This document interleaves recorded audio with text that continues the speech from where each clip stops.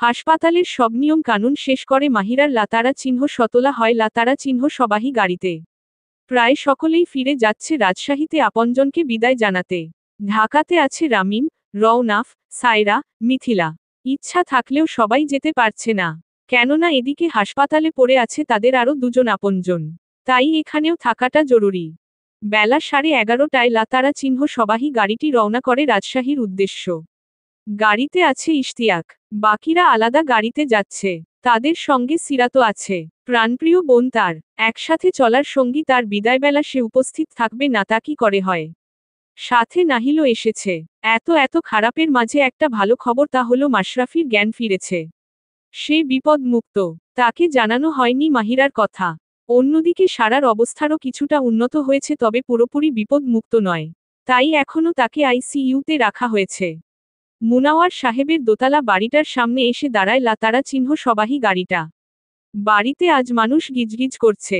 দাদাবাড়ি নানাবাড়ি সহ পাড়া প্রতিবেশী সকলেই এসেছে তাকে বিদায় জানাতে। তারপরই এসে থামে অন্য গাড়িটা, যেখান থেকে একে একে নামে শিকদার বাড়ির অন্যান্য সদস্যরা। দুপুরের পরে গোসল দেওয়া হয়, আসরবাদ জানাজা। শেষবারের মতো আপনজনদেরকে দেখানো হয় তার মুখ। মনিরা বেগম মেয়ের মুখটি দেখে হাউমাউ করে কেঁদে ওঠেন। তাকে সামলায় আতিয়া। পাশেই দাঁড়িয়ে আছেন মুনাওয়ার সাহেব, এক দৃষ্টিতে দেখে যাচ্ছেন মেয়ের মায়াভরা মুখটি।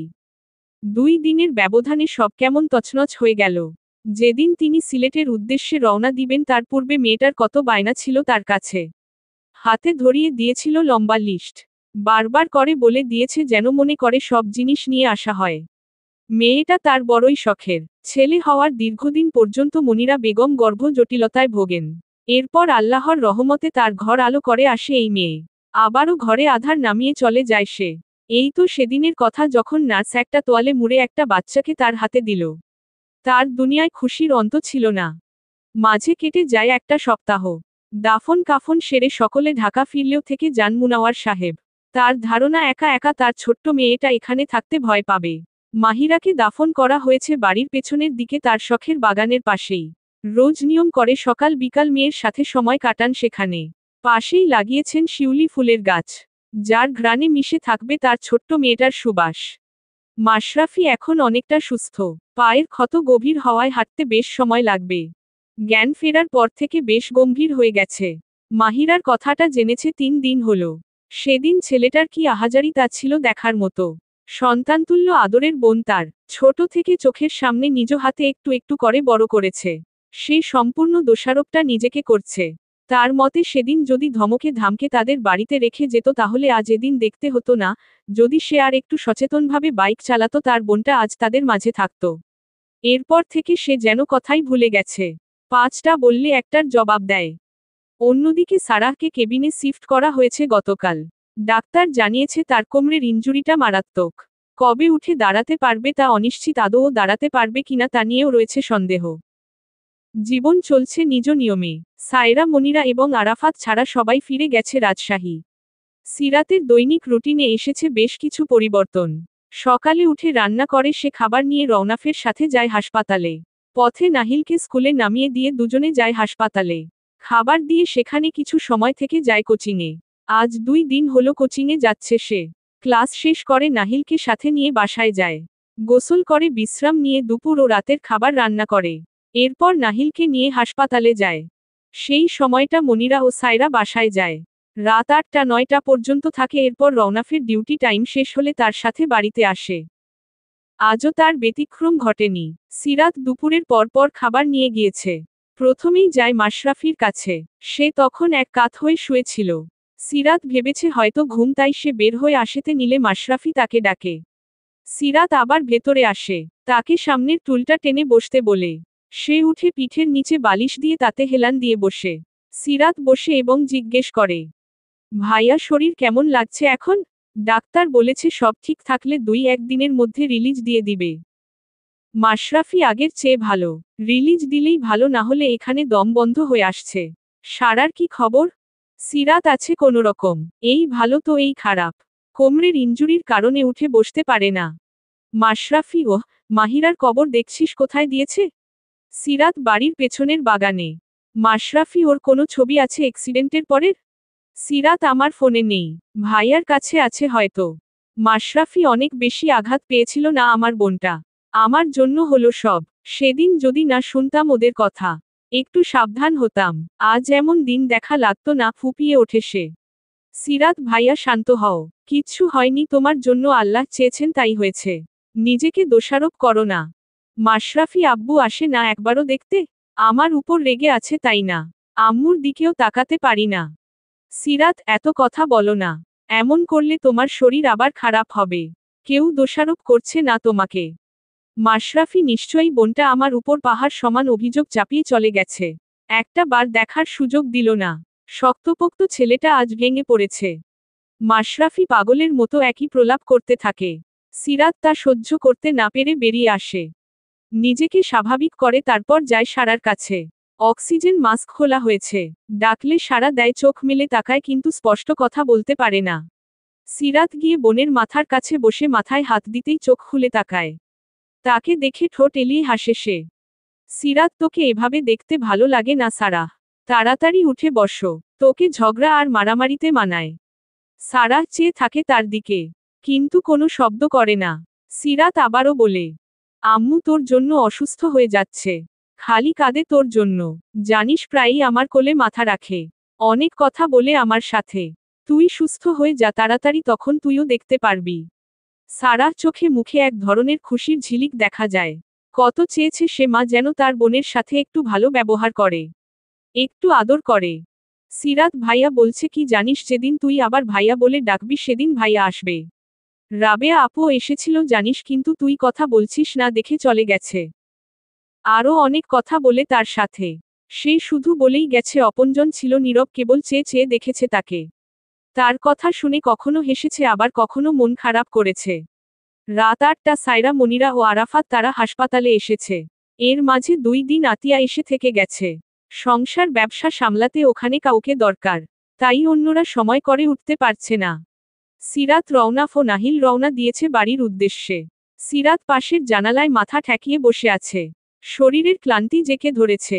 শরীরের ক্লান্তির চেয়ে মানসিক ক্লান্তি তাকে বেশি গ্রাস করেছে। একটা ঝড় উঠল, পুরো পরিবারটাকে তছনছ করে দিল। একজন সদস্যকে কেড়ে নিল, বাকি 2 জনকে প্রায় পঙ্গু বানিয়ে দিয়েছে। মাশরাফির হাঁটার আশা দিলেও সারার বিষয়ে তারা কিছু বলছে না। যে ক্ষত তৈরি হয়েছে তাতে তার পরিবার হয়তো কখনো আর স্বাভাবিক জীবনে ফিরতে পারবে না। রওনাফ বেশ কয়েকবার সামনের আয়নায় সিরাতের মুখটা পর্যবেক্ষণ করেছে। কয়েকদিনের ধকলে মেয়েটার চেহারা ভেঙে গেছে একদম। চোখে মুখে ক্লান্তি ঠিকরে পড়ছে। বাসায় পৌঁছে সিরাত নাহিলকে তার রুমে পাঠিয়ে সেও চলে যায় নিজের ঘরে। কাপড় বের করে ওয়াশরুমে ঢোকে। একবারে গোসল করে বের হয়। হাসপাতালের গন্ধ আর মানুষে গিজগিজ করা পরিবেশ থেকে ফিরলেই গা ম্যাজম্যাজ করে। তার বের হওয়ার পরপরই রওনাফ যায়। সিরাত খাবার গরম করে টেবিলে এনে গুছিয়ে রাখে। বেশি দেরি করলে নাহিল না খেয়েই ঘুমিয়ে যাবে। নাহিলের কাছে যায় তাকে ডাকতে। নাহিলকে ডাকতে গিয়ে দেখে সে পড়ছে। এসে ফ্রেশ হয়ে পড়তে বসেছে। তাই সিরাত তাকে আর বিরক্ত করে না, প্লেটে খাবার নিয়ে তার রুমে যায়। চেয়ার টেনে পাশে বসে ভাত মাখিয়ে মুখের সামনে ধরে। নাহিলও কোনো কথা না বলে খেয়ে নিতে থাকে। অন্য সময় হলে হয়তো মোড়ামুড়ি করত, কিন্তু এ কদিন সে ভালো ছেলে হয়ে গেছে। কোনো কিছু নিয়ে জোরাজুরি করতে হয় না, এক বাক্যে মেনে নেয়। কারণ মিশুর মন আজকাল ভালো নেই। রওনাফ ডাইনিংয়ে এসে কাউকে না পেয়ে নাহিলের ঘরে যায়, গিয়ে দেখে সিরাত নাহিলকে খাওয়াচ্ছে। আর নাহিল লিখছে, কয়টা দিনের মাঝে মেয়েটা কত বড় হয়ে গেছে। পুরো সংসার একা সামলাতে শিখেছে। মা হওয়ার দাবি না রেখেও যেন মা হয়ে গেছে। সবার দিকে খেয়াল তার, কেবল নিজের দিকে বাদে। রওনাফ গিয়ে ডাইনিংয়ে বসে সিরাতের জন্য অপেক্ষা করে। সিরাত নাহিলেকে খাইয়ে দিয়ে প্লেট হাতে বেরিয়ে আসে ডাইনিংয়ে, রওনাফকে বসে থাকতে দেখে বলে, আপনি না খেয়ে বসে আছেন কেন? খাবার তো বেড়ে রেখেই গিয়েছি। রওনাফ, তোমার জন্যই অপেক্ষা করেছিলাম। এসো খেয়ে নিবে। সিরাত আর কথা বাড়ায় না, প্লেটটা রান্নাঘরে রেখে হাত ধুয়ে খেতে বসে। খাওয়া শেষ করে সিরাতকে রুমে পাঠিয়ে দিয়ে রওনাফ ছেলের কাছে যায়।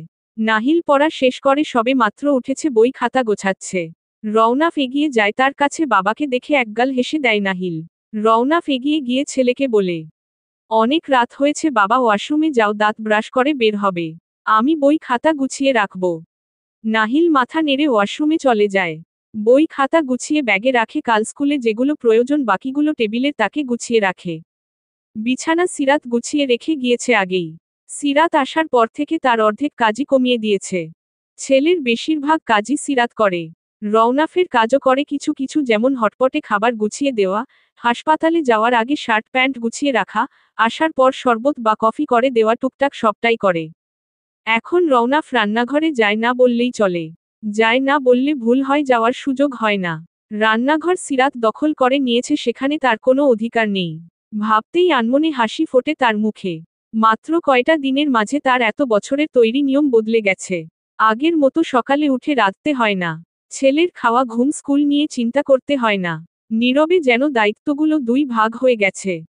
নাহিল বেরিয়ে আসলে সে তাকে কোলে তুলে বিছানায় শুইয়ে দেয়, মাথায় হাত বুলিয়ে দিতে থাকে। একসময় নাহিল ঘুমিয়ে গেলে সে লাইট অফ করে, হালকা আলোর একটা লাইট জ্বালিয়ে দরজা চাপিয়ে চলে আসে। নিজের ঘরে এসে দেখে সিরাত খাটের এক কোনায় উপুর হয়ে কম্বল গায়ে শুয়ে আছে। রওনাফ এগিয়ে তার পাশে গিয়ে দাঁড়ায়, ঝুঁকে জিজ্ঞেস করে, শরীর খারাপ লাগছে? সিরাত তেমন কিছু না, ঘাড়ে কোমরে ব্যথা করছে। একটু বিশ্রাম নিলে ঠিক হয়ে যাবে। রওনাফ সারাদিন খাটাখাটুনি, উপর থাকলে ব্যথা তো হবেই। নিজের কি হাল হয়েছে দেখেছ আয়নায়? সিরাত এই রকম একটা সময় নিজের দিকে তাকানোর সময় আছে। রওনাফ সরে এসে ঘরে এই জায়গা ওই জায়গা খুঁজে একটা পেইন রিলিফ বাম বের করে। বিছানার অন্য পাশ থেকে উঠে বসে। সিরাত তাকে এগিয়ে এসে বসতে দেখে ঘাড় ঘুরিয়ে তাকায়, বলে, কি করবেন? রওনাফ, বাম এনেছি, মালিশ করলে ঠিক হয়ে যাবে। সিরাত, দিন, আমি করে নিচ্ছি। রওনাফ, কিভাবে করবে শুনি? চুপচাপ শুয়ে থাকো, আমি করে দিচ্ছি। সিরাত তবুও নড়ে না, সে কম্বলটা টেনেটুনে আরো ভালো করে পেঁচিয়ে নেয় শরীরে। রওনাফ, আমি একজন ডাক্তার, আর বর্তমানে তুমি আমার পেশেন্ট, তাই এখানে অস্তিত্ববোধ করার কিছু নেই। রওনাফ সিরাতের শরীর থেকে এক প্রকার টেনে কম্বলটা সরিয়ে দেয়। রওনাফ এগিয়ে গিয়ে সিরাতের জামার পেছনের জিপারের কিছুটা খুলতেই সিরাত অস্তিত্বে সংকুচিত হয়ে যায়। তবুও মুখে কিছু বলে না। রওনাফ হাতের পাতায় কিছুটা জেল নিয়ে তা সিরাতের ঘাড়ে মালিশ করে দেয়। কিছুক্ষণ মালিশ করে সে জিপারটা লাগিয়ে দেয়। এরপর কোমরের কাছে এসে জামা সরাতে নিলে সিরাত তার হাত চেপে ধরে। রওনাফ শক্ত চোখে তাকাতেই নিয়ে যায় সে। রওনাফ কাপড় সরাতেই চোখের সামনে ভেসে ওঠে ফর্সা লতানো নারী দেহের কিছু অংশ। সংযত পুরুষের ন্যায় নিজেকে সামলে কোমরে হাত ছোঁয়ায়। পুরুষালী হাতের ছোঁয়া নারী দেহে পড়তেই তার শরীর কেঁপে ওঠে। তবুও নিজেকে সামলে নেয়। মালিশ করা শেষে সে জামা নামিয়ে দিয়ে ঘর থেকে বেরিয়ে যায়। ড্রয়িং রুমের সোফায় এসে বসে মাথা ঠেকিয়ে দিয়ে চোখ বুজে নেয়। চোখ বুজতেই চোখের সামনে ভেসে ওঠে কিছু সময় আগের দৃশ্য। কোনোভাবেই তা সরাতে পারছে না। এর আগেও তো বেশ কয়েকবার তাকে স্পর্শ করেছে, কখনো এমন হয়নি, তবে আজ কেন হচ্ছে তা সে বুঝতে পারছে না। বরাবরই নিজেকে সংযমী পুরুষ হিসেবে মনে করে এসেছে। ডিভোর্সের পরে কোনো নারীর সান্নিধ্য কামন করেনি। না কোনো নারীকে ছুঁয়ে কামনা সৃষ্টি হয়েছে। আজ সামান্য ছোঁয়া তার সংযম ভেঙে দিচ্ছে। শুধুমাত্র বৈধ নারী এজন্যই। অন্যদিকে সিরাত এখনো লজ্জায় কম্বলমুড়ি দিয়ে আছে। 19 বছরের জীবনে কোনো পুরুষের স্পর্শ শরীরে লাগেনি। আজ একটু ছোঁয়ায় কেমন নারীসত্তা কেঁপে উঠল। নিশ্চয়ই রওনাফও সে কাঁপুনি টের পেয়েছে। এ ভেবেই তার লজ্জায় মাটির ভেতর ঢুকে যেতে ইচ্ছা করছে। পরদিন সকালে মাশরাফি নিজের পায়ে উঠে দাঁড়ানোর চেষ্টা করছে। সে বেজায় বিরক্ত, এভাবে শুয়ে বসে থাকতে থাকতে মাথা, পিঠ, কোমর ধরে গেছে তার। বিছানার সাইডে পা ঝুলিয়ে বসে বাম পাটা পুরো ব্যান্ডেজ দিয়ে ঢাকা। কোনোমতে ডান পাটা ফ্লোরে ঠেকিয়ে উঠে দাঁড়াতে নিলে পড়ে যায়, পেছনে থেকে দুটি স্নেহের হাত আগলে নেয় তাকে। ঘাড় ঘোরাতেই দেখে আরাফাত শিকদার। তাকে দুই হাতে আঁকড়ে ধরেছে। কি করতে যাচ্ছিলি? আর একটু হলেই তো পড়ে যে বিপদ ঘটাতি একটা তখন। মাশরাফি মামা শুয়ে বসে থাকতে থাকতে শরীর ধরে গেছে। আরাফাত, কি করবি বল? ডাক্তার বলেছে কয়েকটা দিন পা টানা হেঁচড়া না করতে। আরাফাত শিকদার মাশরাফিকে ধরে বিছানায় বসিয়ে দিয়ে তিনিও পাশে বসেন। বলে, এখন বসো, ডাক্তার তো 10টার আগে রাউন্ডে আসবে না। সিরাত, খাবার নিয়ে আসলে খেয়ে নিস, তোর আম্মু রাজশাহী গেছে। 2-1 দিনের মধ্যে চলে আসবে। মাশরাফি মামা, তোমার কাছে মাহিরার অ্যাক্সিডেন্টের পরের কোনো ছবি আছে? আরাফাত, তা দিয়ে তুই কি করবি? মাশরাফি, বলো না আছে কিনা, একটু দেখব। আরাফাত পকেট থেকে ফোনটা বের করে অনেক অনেক ছবির মধ্য থেকে মাহিরার ব্যান্ডেজ বাঁধা অবস্থার একটি ছবি তাকে দেখায়। মাশরাফি তার থেকে ফোনটা নিজের হাতে নিয়ে এক দৃষ্টিতে তাকিয়ে থাকে। ছবিটা কেমন ঝাপসা হয়ে আসে। ফোনের স্ক্রিনে ফোঁটা ফোঁটা পানি পড়তে থাকে। পাশে বসে থাকা আরাফাত শিকদারের চোখেও অশ্রুরা ভিড় করেছে। মাহিরা তার মেয়ে সারার মতোই চঞ্চল ছিল। দুজন যখন এক জায়গায় হতো তখন পুরো বাড়িটা তাদের হাসি মজায় মেতে থাকত। আজ একজন হাসপাতালের বেডে পড়ে আছে, অন্যজন মাটির নিচে। মাশরাফি পাগলের মতো ফোনের স্ক্রিনে চুমু খায় ছুঁয়ে ছুঁয়ে দেখে। আরাফাত তাকে পেছনে থেকে জড়িয়ে ধরে। কিছু সময় পর মাশরাফি কিছুটা শান্ত হয়ে বলে, এতদিনে তো ওর শরীরে পচন ধরেছে তাই না? কাপা কাপা কণ্ঠে বলে। আরাফাত তিনি আর কিছু বলতে পারেন না। মাশরাফি, তোমার আমার উপর রাগ হচ্ছে না আমার জন্য তোমার মেয়ে আজ হাসপাতালে পড়ে আছে? আরাফাত, তোর উপর রাগ করে কি হবে? তুই কি ইচ্ছা করে করেছিস? তুই নিজেও তো এখানে পড়ে আছিস। সবটাই আমাদের ভাগ্যে ছিল, তাই হয়েছে। মাশরাফি, তুমি যাও মামা, তোমরা এত ভালো না হলেও পারতে। কেন আমাকে শাস্তি দিচ্ছ না, কেন বকছো না? আমি তো অপরাধবোধে শেষ হয়ে যাচ্ছি মামা। আমাকে মুক্ত করো এই অবস্থা থেকে। চিৎকার করে কাঁদতে কাঁদতে বলে। আরাফাত, শান্ত হ আব্বু, এমন করিস না, তুই এইরকম করলে তোর আব্বু আম্মুর কি হবে বল। মাশরাফি, তুমি যাও না প্লিজ। আরাফাত আরও কিছু সময় অনুনয় বিনয় করতে থাকে, মাশরাফি শান্ত হয় না। সে নিজের চুল টানতে টানতে বলে, আল্লাহ, কেন তুমি ওরে নিয়ে নিলা? আমারে নিয়ে যাইতা। আমার বাচ্চাটাকে কেন নিয়ে গেলা? বদ্ধরুমে তার আহাজারি কারো কানে পৌঁছায় না। আরাফাত শিকদার রুমের বাইরে এসে দরজা চাপিয়ে দিয়ে দেয়ালের সাথে মাথা ঠেকিয়ে চোখের জল ফেলে। সিরাতের ঘুমটা আজ একটু দেরিতেই ভাঙে। কাল শরীরটা খুব একটা ভালো না থাকায় ঘুম ভালো হয়নি, শেষরাতে গভীর হয়েছিল। রাতে বেশ কয়েকবার ঘুম ভাঙে তার, তবে বিছানা তো দূর, রুমের কোনো কোনায়ও রওনাফের ছায়া দেখেনি। সে একটু চিন্তিত হয়, লোকটা গেল কই? সেই ভাবতে ভাবতে বিছানা ছাড়ে। ফ্রেশ হয়ে ঘড়িতে সময় দেখে আঁতকে ওঠে, 8টা বাজে। এখন রান্না বসাবে কখন আর বাকি কাজ করবে কখন? সে দ্রুত পায়ে রুম থেকে বেরিয়ে আসে, রান্নাঘরের দিকে যেতেই দ্বিতীয় দফায় চমকায়। বাপ ছেলে মিলে রান্না করছে।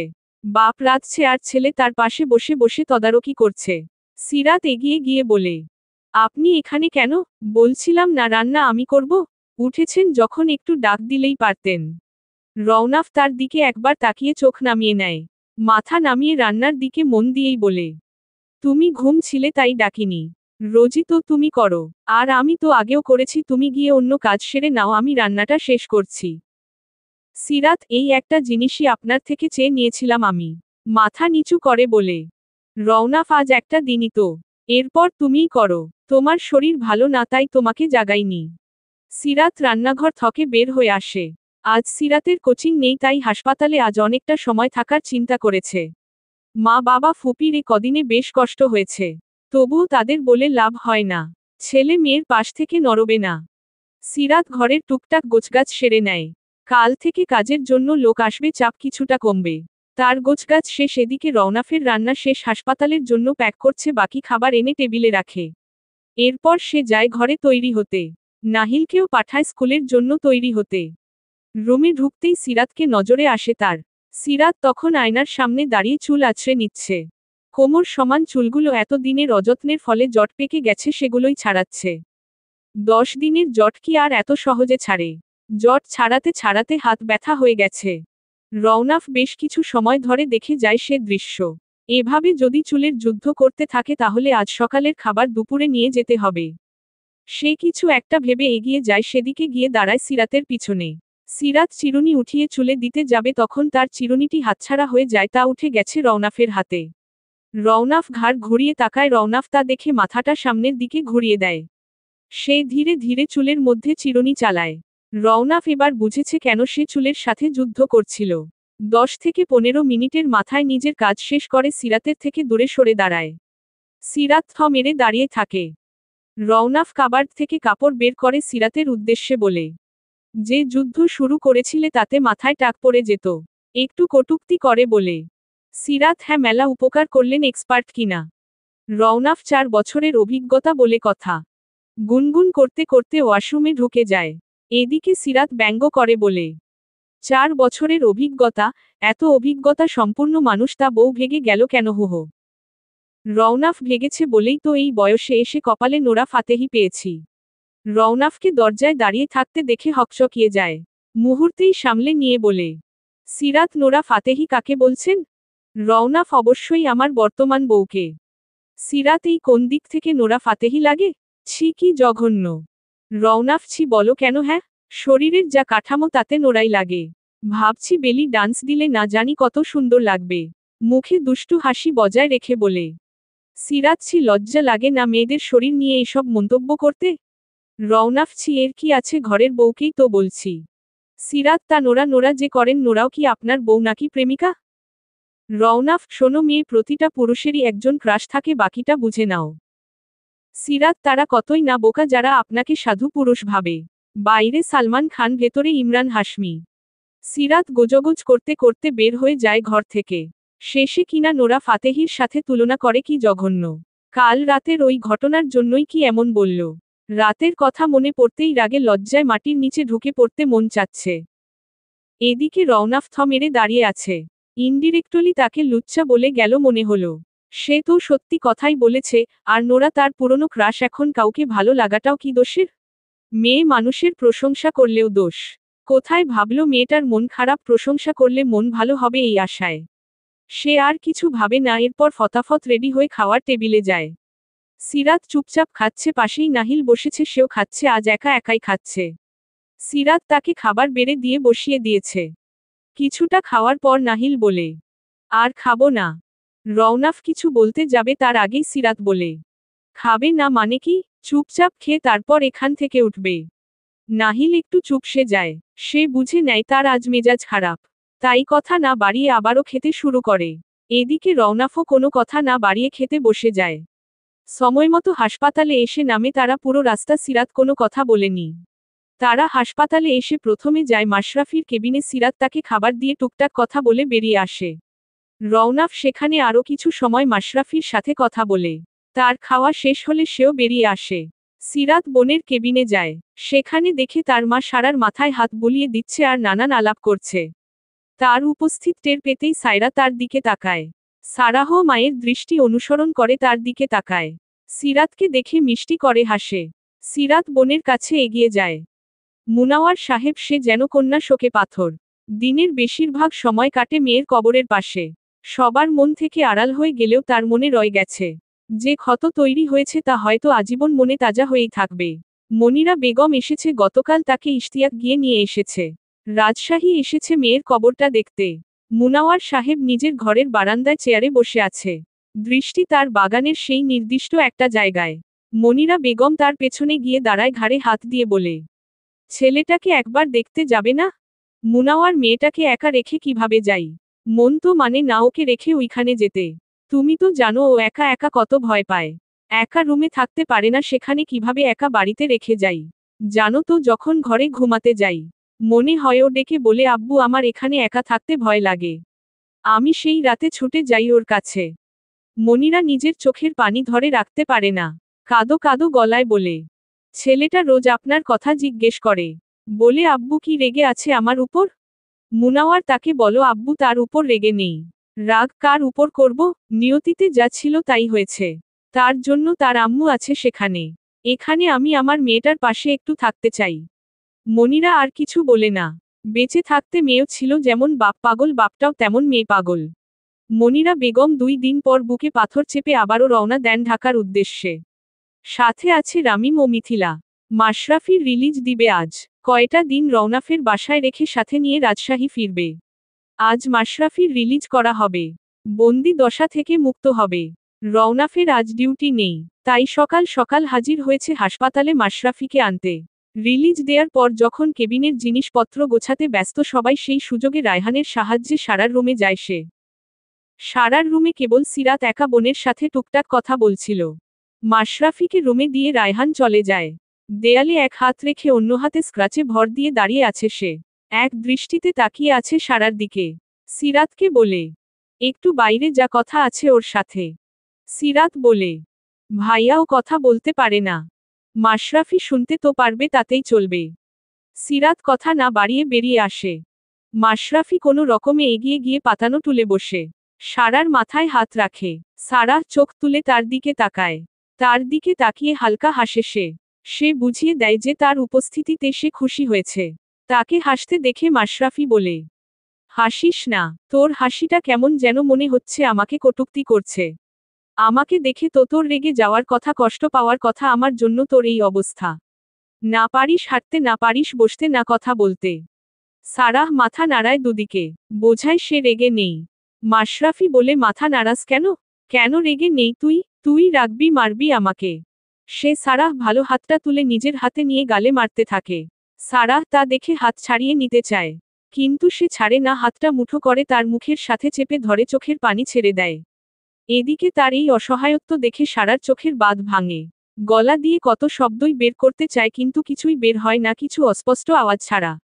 মাশরাফি হাতটা মুঠোয় চেপে ঠোঁটের কাছে ধরে চুমু খায়। বলে, ভাইয়া সরি রে, তুই সুস্থ হয়ে যা, একটু কথা বল। মাহিরাটাও চলে গেছে আমাকে অপরাধী করে। তুই অন্তত আর সেই অপরাধের বোঝা বাড়াস না। সারাহ বোঝে না মাহিরার কি হয়েছে। কিন্তু একটু বুঝেছে কিছু একটা ভালো হয়নি। সে জানতে মাহিরা কই, কেন আসেনি? মাশরাফি সারার হাতটি গালে চেপে বলে, মাহিরা নাই, ও চলে গেছে আমাদের ছেড়ে। আমাকে সবার চোখে অপরাধী করে চলে গেছে। একটাবার ভাবলো না ওর ভাইটার কথা। সারার কলিজা যেন মোচড় দিয়ে ওঠে। প্রাণপ্রিয় বান্ধবীটা আর নেই। শেষ দিনও কত আনন্দ করলো তারা, কত প্ল্যান করলো। একটা পলকে সব শেষ। সে অস্পষ্ট আওয়াজে কেঁদে ওঠে। উদ্বিগ্ন হয়ে ওঠে। মাশরাফি তার হাতটা ছেড়ে দিয়ে ব্যস্ত হয়ে পড়ে তাকে সামলাতে সমাজের নিয়মের বেড়াজাল ভেঙে সারার রুগ্ন শরীরটা হালকা উঁচু করে বুকের সাথে মিশিয়ে নেয়। দুজনের চোখেই স্বজন হারানোর বেদনা। বেলকনির রেলিংয়ের ধারে বসে আছে সারাহ। গায়ে জড়ানো শীতের পাতলা একটা চাদর। চারদিকে কুয়াশা, পাখির কিচিরমিচির শব্দ, মণিমুগ্ধকর একটা পরিবেশ। সেই সুন্দর পরিবেশে বসেই সে তার অসুন্দর জীবনের হিসেব নিকাশ করতে ব্যস্ত। একটা মাস পেরিয়ে গেলেও সে থমকে আছে একটা জায়গায়, যেখানে দুর্ভাগ্য তার পিছু ছাড়েনি। সেদিনের পর আর সে নিজের পায়ে দাঁড়াতে পারেনি। ঘরময় দৌড়াতে পারে না, মনের সুখে কথা বলতে পারে না। মাহিরাটাকেও দেখে না কতদিন। ওই দিনের পর মাশরাফির সাথে আর দেখা হয়নি। দেখা হয়নি বললে ভুল হবে, মাশরাফি দেখা দেয়নি। রিলিজ দেওয়ার পরের কয়দিন রওনাফের বাসায় থাকার কথা থাকলেও মাশরাফি থাকেনি, সে পায়ের ওই অবস্থা নিয়েই রাজশাহী চলে যায়। এরপর থেকে আর কারো সাথে কথাও বলেনি, না দেখা দিয়েছে। মাঝে মধ্যে সারার খোঁজ খবর নেয় সিরাতকে কল দিয়ে। তবে সিরাতের সাথে কথা বলে না, ফোন করলেই সারাহকেই চায়। 2-4 মিনিট কথা বলে কেটে দেয়। মাশরাফি ভাইয়ের জন্য সারার মায়া হয়। সে এখনো নিজেকেই অপরাধী ভাবে। একমাত্র বোনকে হারিয়ে সে যেন নিঃস্ব হয়ে গেছে। বাবা ভাইদের কাছে শুনেছে প্রায় সময় গভীর রাতে তাকে পাওয়া যায় মাহিরার কবরের কাছে। সেখানে বসে মাটি আঁকড়ে কাঁদতে দেখেছে রামিম ভাই। ভোরে ফিরে আসে গম্ভীর এক মুখশ্রী নিয়ে। সিরাত রান্নার কাজ শেষ করে রওনাফ ও নাহিলকে খেতে দিয়ে সে এসেছে সারার কাছে। সে যাবে কোচিংয়ে, তাই দেখা করতে এসেছে। এসে দেখে সারাহ বেকনিতে বসে আছে। সে এগিয়ে যায় তার কাছে, পেছনে থেকে ঘাড়ে হাত রাখে। সারাহ একটু কেঁপে ওঠে, ঘাড় ঘুরিয়ে দেখে বোনকে। সিরাত তাকে জিজ্ঞেস করে, এখানে আসলি কিভাবে? আম্মু দিয়ে গেছে? সারাহ, হ্যাঁ, একা একা কি আর চলতে পারি? কারো সাহায্য ছাড়া তো এক পা বাড়ানোর ক্ষমতা কি আর আছে? তার কথার মাঝে ফুটে ওঠে একরাশ অসহায়ত্ব। সিরাত কথা ঘুরাতে বলে, আম্মুর কাজ বাজ দেখ, একটা পাতলা চাদর দিয়ে গেছে। বলি বাইরে কি ঠান্ডা, তার খেয়াল আছে? সারাহ, বাদ দে আপু, কোচিংয়ে যাবি এখন? সিরাত, হ্যাঁ, দুপুরের মধ্যেই চলে আসব। তুই ততক্ষণ আম্মুর সাথেই থাকবি। সারাহ, এখন কি এসব কথা বলার কোনো মানে আছে? আমাকে যেখানে রাখবে আমি তো সেখানেই থাকব। সিরাত, যা বলছি তাই করবি। আম্মু শুধু বলে তুই নাকি খেতে চাস না, ঘুমাতে চাস না। এগুলো যেন না শুনি। সারাহ, খেতে ভালো লাগে না আপু, খেলেই তো জোর করে একগাদা ঔষধ খাওয়ায়। তুই না থাকলে আম্মু সারাদিন বিছানাতেই শুয়ে রাখে। শরীর মেজম্যাজ করে। সারাদিন শুয়ে থাকলে রাতে কার ঘুম আসে? সিরাতের চোখ চিকচিক করে ওঠে। আল্লাহ তার চঞ্চল বোনটাকে এমন জীবন কেন দিল? যে মানুষটা একবেলা স্থির থাকতো না আর না কাউকে স্থির থাকতে দিত। আজ প্রায় 1.5 মাস হতে চলল স্থির হয়ে গেছে। সিরাত আর কথা না বাড়িয়ে ঘর থেকে বেরিয়ে আসে। রওনাফ হাসপাতালে যাওয়ার জন্য তৈরি হচ্ছে। ছেলেকে খাইয়ে নিজে খেয়ে এসেছে পোশাক বদলাতে। রওনাফ আয়নার সামনে দাঁড়িয়ে শার্টের বোতাম লাগাচ্ছে, এমন সময় সিরাতের আগমন ঘটে রুমে। রওনাফ একবার ঘাড় ঘুরিয়ে তাকে দেখে। সকাল থেকে একাধারে একের পর এক কাজ করে যাচ্ছে। বাড়িতে কাজের লোক থাকা সত্ত্বেও সকালে উঠে একগাদা কাজ নিয়ে বসে। মেয়েটার মুখে বিন্দু বিন্দু ঘাম, এলোমেলো চুলগুলো গলা ঘাড়ে লেপ্টে আছে। সিরাত এগিয়ে যায় কাবার্ডের দিকে। তাকে উদ্দেশ্য করে রওনাফ বলে, ভাবছি তোমাকে 2-4 বাসায় কাজ ঠিক করে দেব, এতে কিছু বাড়তি আয় হবে। সিরাত রওনাফের এমন কথা শুনে তার দিকে তাকায়, কিন্তু তার কথা সে বুঝতে পারে না। বলে, আমাকে বলছেন? রওনাফ, না, আমার একটা বউ আছে, তাকেই বলছি। সিরাত তার দিকে কপাল কুঁচকে তাকায়। রওনাফ বোতাম লাগানো শেষ করে তার দিকে এগিয়ে আসে, এলোমেলো চুলগুলো ঠিক করে দিয়ে বলে, পরীক্ষা কবে সে হিসাব আছে? রওনাফকে এত কাছে দেখে সিরাত একটু ঘাবড়ে যায়। একটু দূরত্ব তৈরি করে বলে, 1.5 মাস মতো আছে মনে হয়। রওনাফ আবারও তার দিকে দুপা এগিয়ে যায়।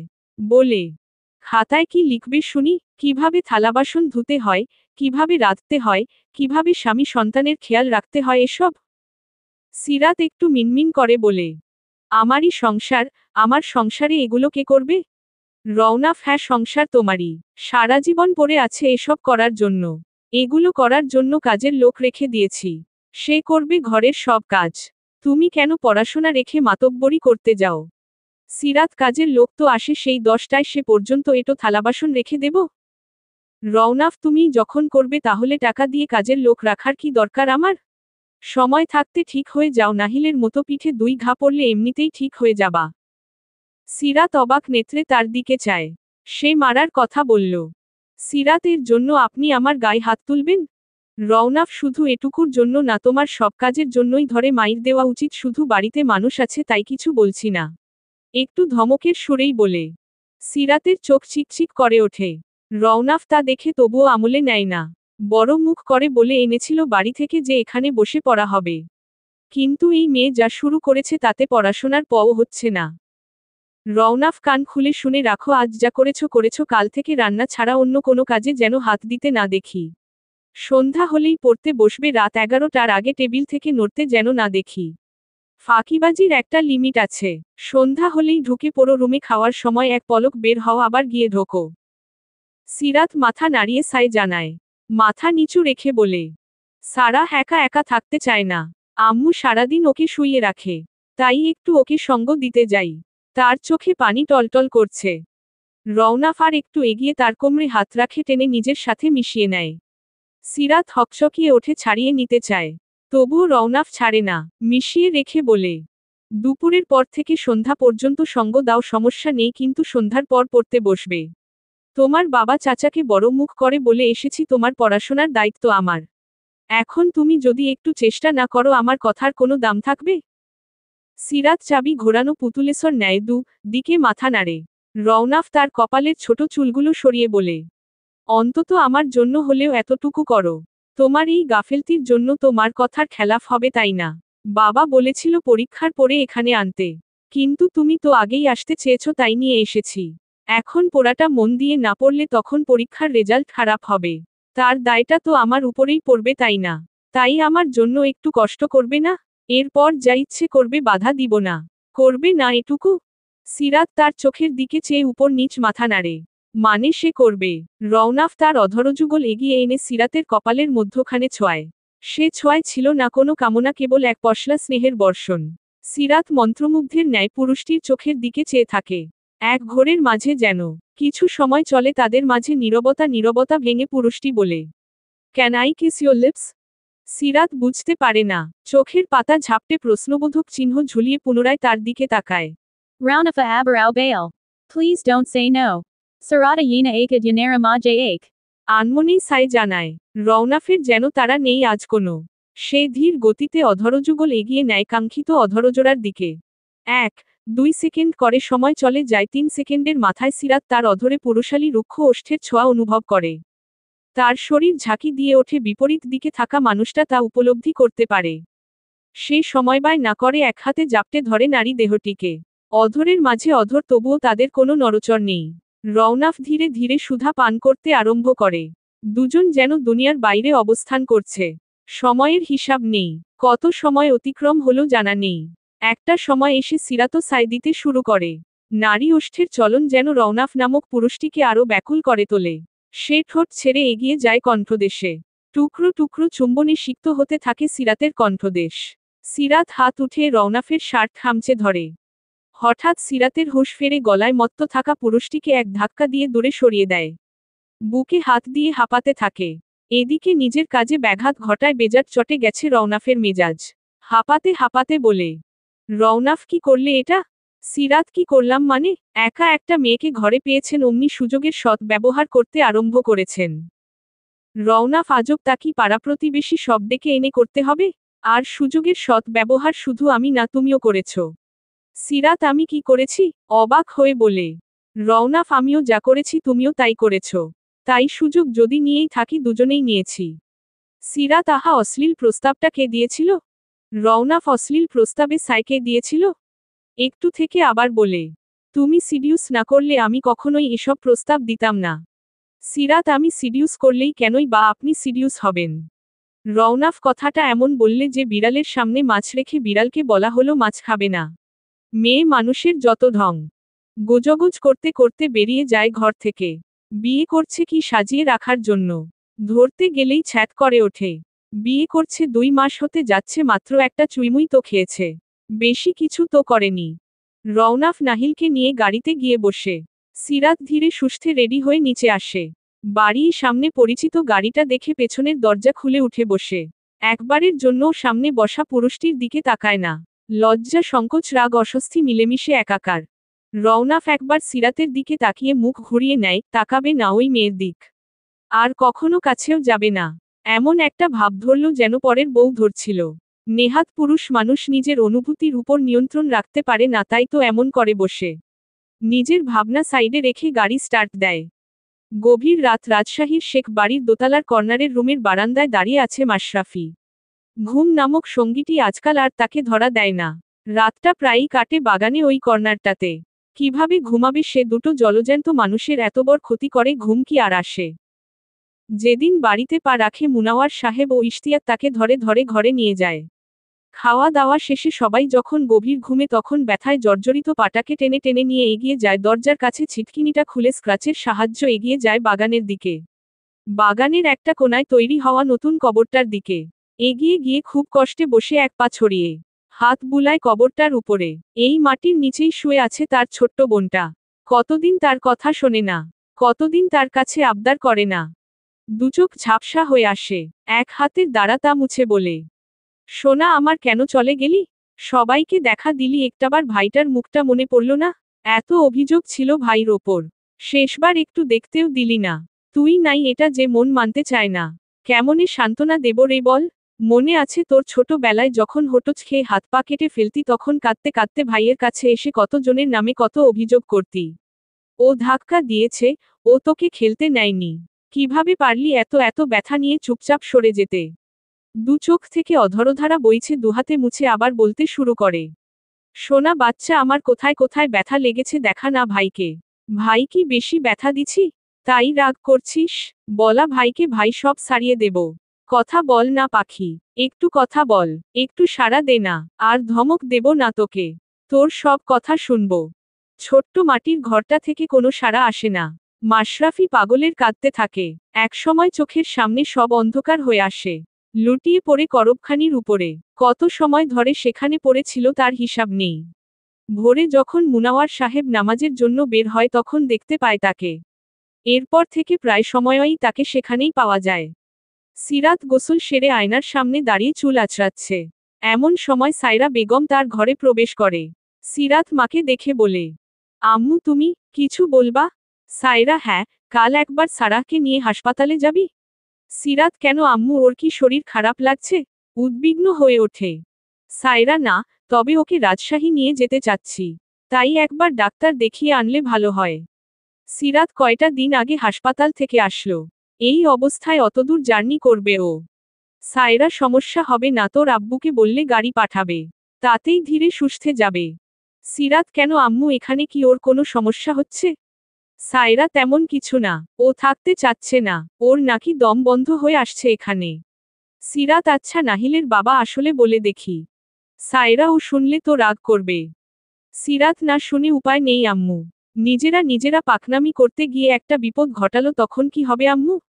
তুমি ওকে সারাদিন শুইয়ে না রেখে হুইলচেয়ারে বসিয়ে দিতে পারো, ও চাকা ঘুরিয়ে অন্তত এঘর ওঘর করতে পারবে। একটানা শুয়ে থাকতে কার ভালো লাগে? সায়রা, ভয় লাগে যদি পড়ে যায়। সিরাত, কিছু করার নেই আম্মু, ওকে ওতে অভ্যস্ত হতে হবে। ওর হাঁটা চলার নিশ্চয়তা কেউ দিতে পারছে না। তুমি মা, আমি বোন, আমরা সারাজীবন শুইয়ে বসিয়ে ঘোরালেও অন্যটা একটা সময় বিরক্ত হয়ে যাবে। আমি চাই না আমার বোন কারো বিরক্তর কারণ হোক। এটা তোমাকেও বুঝতে হবে।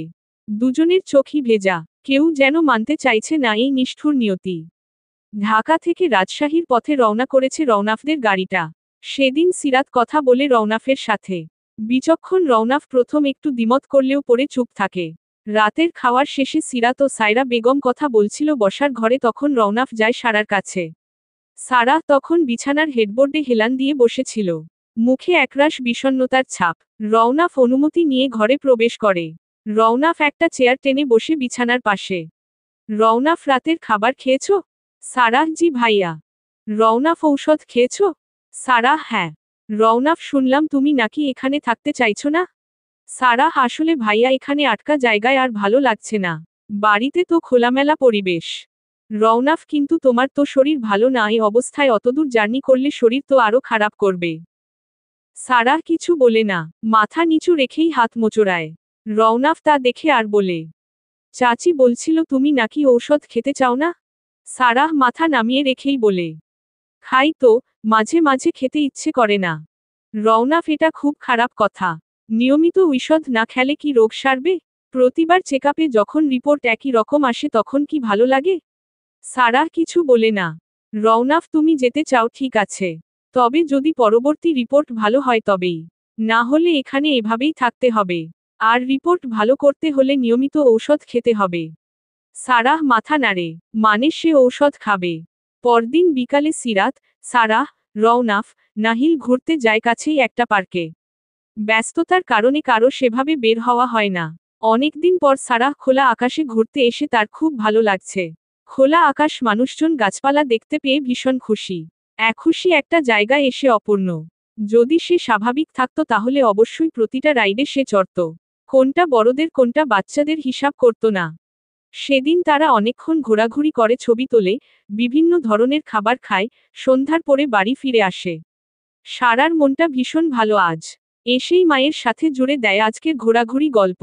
সায়রা বেগমও মন দিয়ে শোনে সেসব। রাতে সিরাত সারাহকে সবার সাথে খেতে টেবিলে নিয়ে আসে।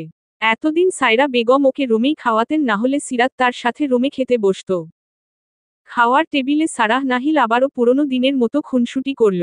আজ আর সায়রা বেগম বকলেন না, বরং দুচোখ ভরে দেখলেন। আজ তার দুই মেয়ের মুখেই হাসি। সিরাত আজ নিজ হাতে সবাইকে বেড়ে খাওয়াচ্ছে। আজ রান্না হয়েছে কলিজা ভুনা, ডাল চচ্চড়ি, মুরগির পাতলা ঝোল। সায়রা বেগম মেয়ের সংসারে আজ প্রথমবার রাঁধলেন। সবাই রাতের খাবার বেশ মজা করেই খেয়েছে। খাওয়া দাওয়া শেষে বসার ঘরে বসে আড্ডা দিচ্ছে সবাই। রওনাফ নিজের ঘরে চলে গিয়েছে। আড্ডার নির্দিষ্ট কোনো প্রসঙ্গ নেই।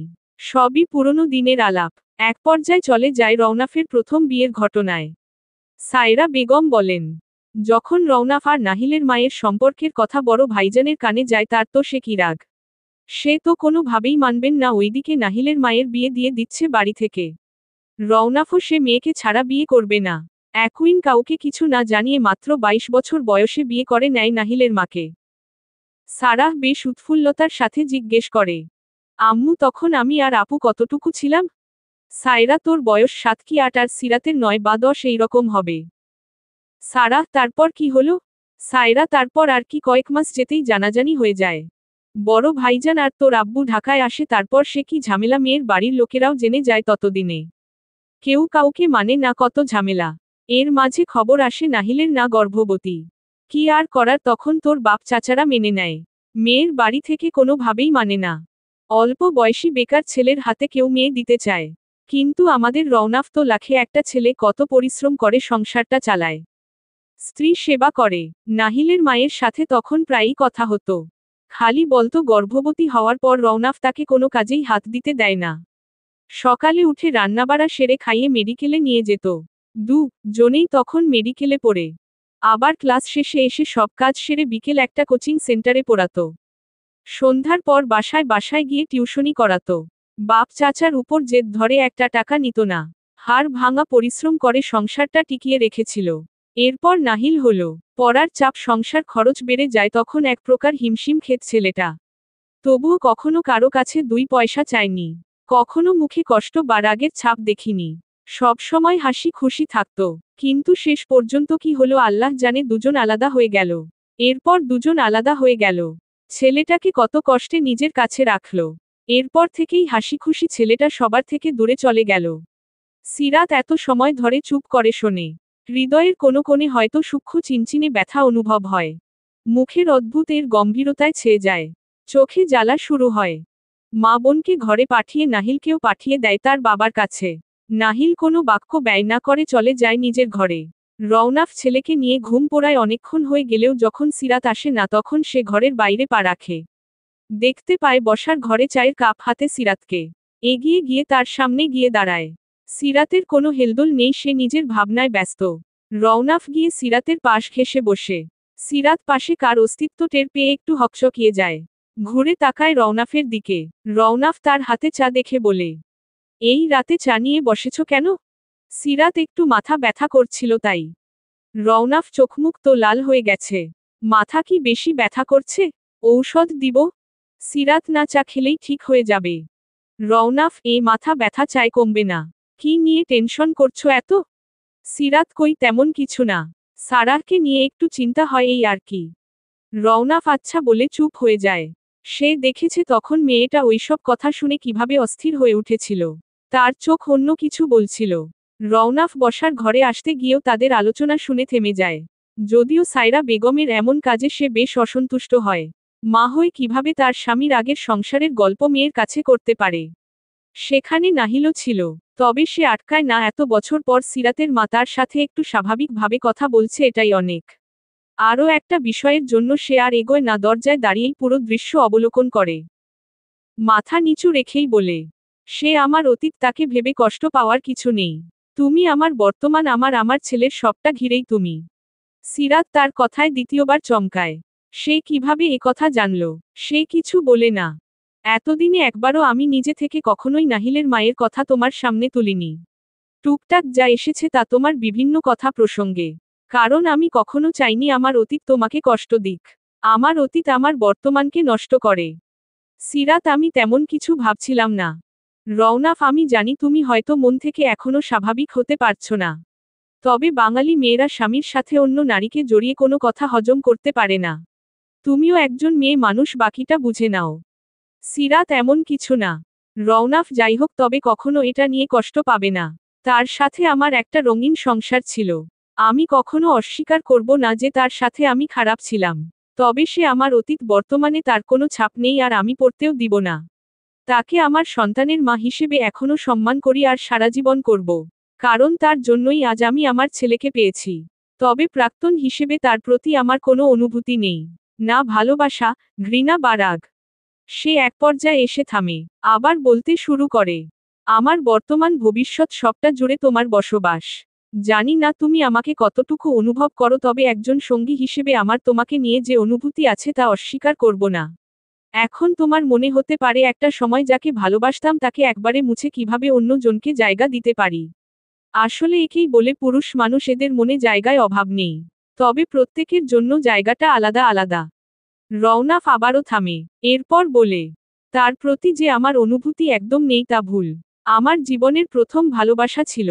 হয়তো দিনে দিনে তা চাপা পড়েছে, তবে আমি নিশ্চিত তাকে দেখলে, তার কথা শুনলে আজও একটু হলেও আমার হৃদয় কাঁপন ধরাবে। সিরাত পুরো সময়টা মাথা নিচু করে রাখে, তার চোখ দুটো ছলছল করছে। সেভাবেই বলে, মনে আছে একদিন আমাকে বলেছিলেন আপনার প্রতি আমার সব ধরনের অধিকার আছে। আজ প্রথমবার সেই অধিকার চর্চা করতে চাই। সেই অধিকার থেকে একটা প্রশ্ন করি? রওনাফের কপালে কিঞ্চিত চিন্তা রেখা দেখা যায়। তবুও কণ্ঠ স্বাভাবিক রেখে বলে, অবশ্যই। সিরাত এবার সরাসরি তাকায় রওনাফের দিকে তাকিয়ে বলে, আমি যতদূর শুনেছি আপনাদের প্রেমের বিয়ে। তাহলে 4 বছরের মাথায় বিচ্ছেদ কেন হলো? রওনাফ ধারণা করেছিল সে একদিন না একদিন সিরাতের দিক থেকে এমন একটা প্রশ্নের মুখোমুখি হবে। তবে সে দিনটা যে আজই তা বুঝতে পারিনি। তবুও নিজেকে সামলে বলে, বনিবনা হয়নি তাই। সিরাত, আপনার চোখ তো ভিন্ন কথা বলে। রওনাফ, চোখের ভাষাও পড়তে শিখে গেছ। শুধু স্বামী বলে মানতে পারছ না। সিরাতকে বলল, মানতে পারছি না? এই তো বেশ সংসার করছি। 24 ঘন্টা একসাথে থাকছি। রওনাফ, একসাথে পাশাপাশি থাকলেই স্বামী স্ত্রী হয় না। তুমি আমি এত কাছে থেকেও দেখা কত দূরে। আমাদের কত অমিল। স্বামী স্ত্রী মানে কি শুধু এক ঘরে থাকা? সিরাত, আপনি কিন্তু কথা ঘুরাচ্ছেন। রওনাফ, কথা ঘুরাচ্ছি না। আসলে আমি ওই বিষয়ে কোনো কথা বলতে চাই না। সে এখন একজন পরনারী, তার সম্পর্কে আমার বলার কিছুই নেই। সিরাত, আপনি কিন্তু আমাকে অধিকার দিয়েছেন আপনাকে প্রশ্ন করার। আমি আমার অধিকার থেকেই প্রশ্ন করছি। রওনাফ, যেদিন মনে হবে আমি তোমার স্বামী হয়ে উঠতে পেরেছি সেদিন আমার অতীত সম্পর্কে তোমার যা জানার আমি তোমাকে জানাবো।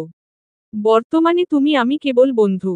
বন্ধুর কাছে নিশ্চয়ই আমি আমার সন্তানের মায়ের দোষ বর্ণনা করব না।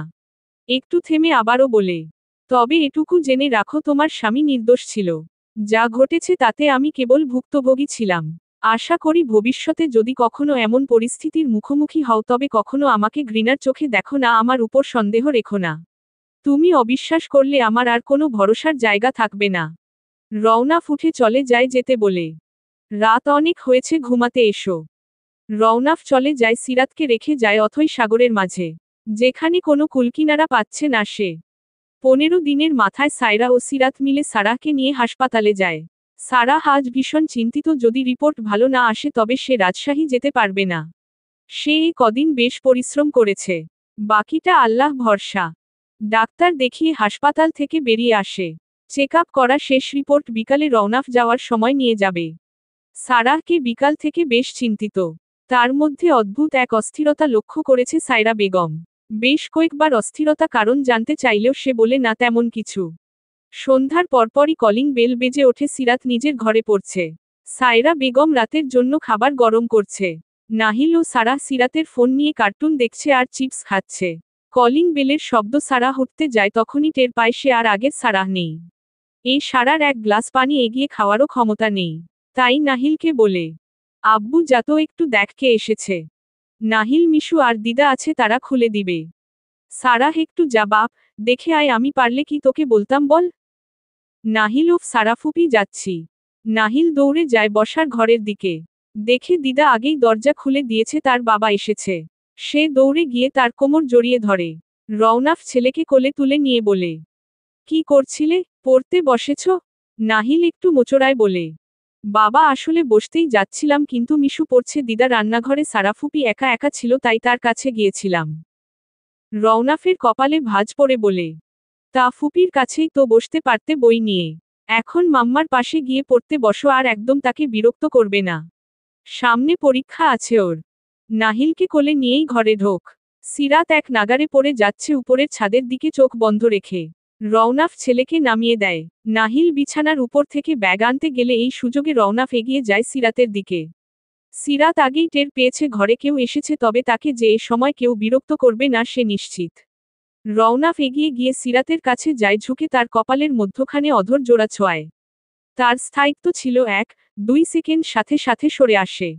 অনাকাঙ্ক্ষিত ছোঁয়ায় ঘাবড়ে যায় সিরাত, সাথে সাথে চোখ খুলে তাকায় ঘরে আশেপাশে নাহিল যে বিছানায় ছড়ানো ছিটানো বই গোছাচ্ছে। আর রওনাফ সে কাবার্ড থেকে কাপড় বের করছে। যা বোঝার সে বুঝে নেয়। সে কিছু না বলে আবার পড়ায় মন দেয়। চলবে।